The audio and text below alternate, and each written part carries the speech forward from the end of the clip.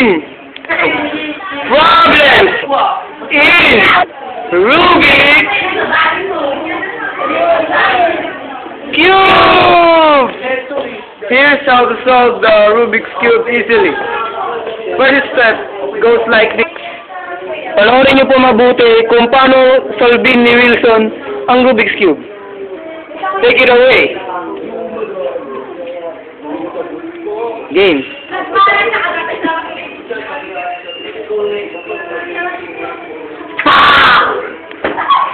Nung binato po niya ang Rubik, syempre, nabasag. Next step, pulutin ang Rubik.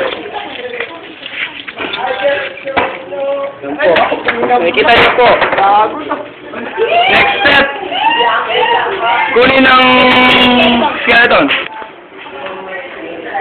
Yan po. Next step, gumawa ng isang linyang pala. Yan po, bukinam. Repeat the process. Yan po. Kasalukuyan po nilang inaayos ang Rubik's.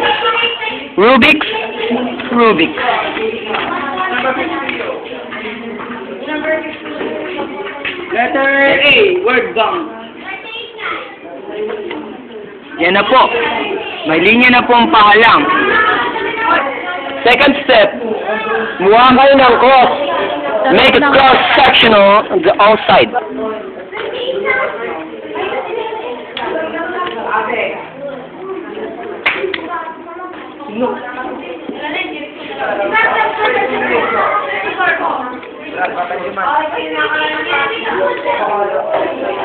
Yan na po, cross-sectional na po. And then, buuin na po ang buong side para mga corners. Take it away. Step. Last step, Ilagay ang matitirang corner. Yan, buo na po. Buo na po. At tapos, ang susunod po ay ito na.